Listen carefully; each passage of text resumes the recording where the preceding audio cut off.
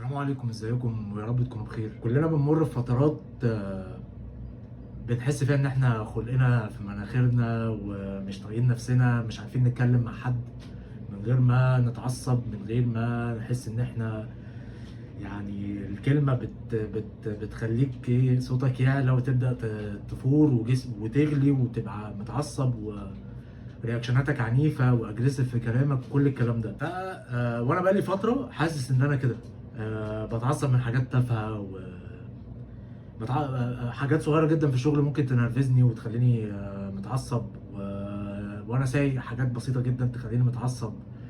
يعني غير ان العصبية الزيادة دي او الغضب ده لما يسيطر على الواحد بيستهلك منه كمية طاقة هدرة في الهواء من غير اي لازمة.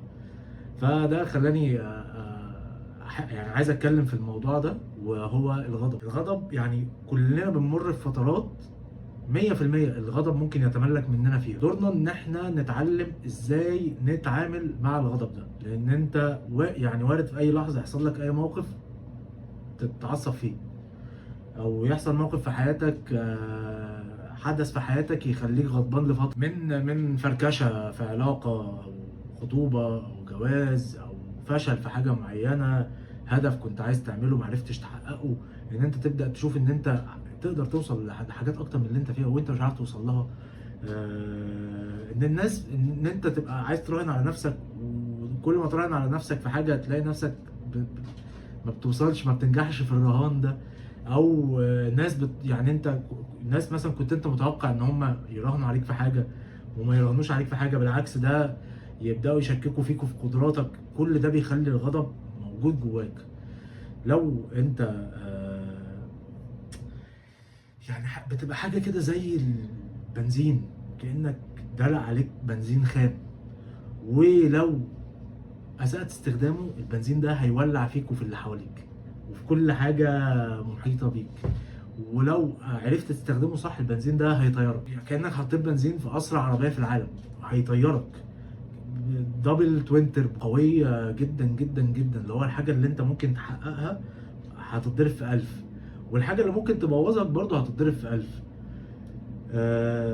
طيب أنا دلوقتي بمر بمرحله انا غضبان فيها من ظروفي، انا غضبان فيها من ان انا شغال شغلانه مش بحبها، انا غضبان فيها من ان انا عايز احقق اكتر بكتير جدا من اللي انا فيه دلوقتي. طبعا الحمد لله على كل حال، والواحد في نعم كتير جدا جدا، بس انا حاسس ان انا عندي امكانيات، ربنا مديني امكانيات انا لو عرفت استخدمها صح هقدر اوصل لحاجات كتيره. واللي قدر يعمل حاجه في حياته ايا كان الانجاز ده عامل ازاي، هو ما يفرقش عني في حاجه، هو قدر يوظف امكانياته صح.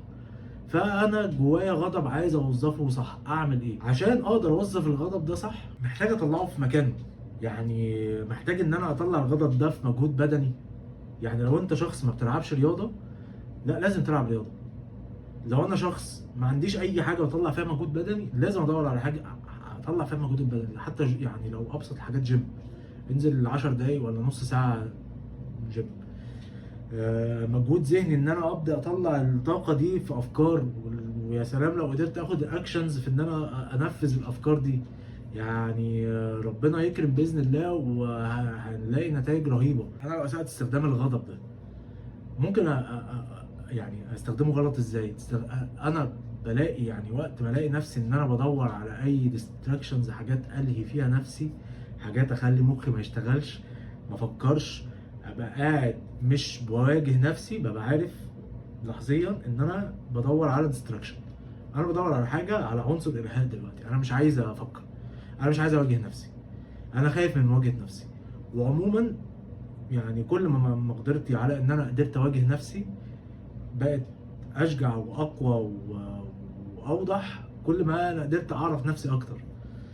كل ما انا بدات ادور على ديستراكشنز بقى، حاجات ايا كان. يعني عموما الديستراكشنز اللي اي بني ادم بيدور عليها ان انت تخدر مخك، او ان انت تدور على سهر، تدور على بنات، تدور على اي حاجه تضيع فيها وقتك وتخلي مخك مش شغال فيها بقى. يعني ماتشات كوره، تتسحل في مسلسلات بافواره، افلام، مش عارف ايه، كل الكلام ده، كل الكلام ده بيبقى ديستراكشن. انا ببقى بهرب من مواجهتي لنفسي. انا حاليا هقعد ساعة ونص مثلا لوحدي، فانا مش عايز اقعدها لوحدي فاتفرج على ماتش كورة.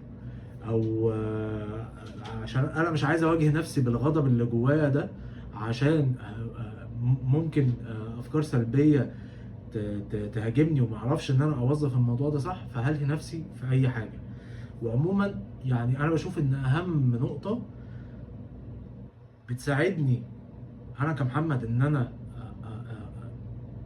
اعرف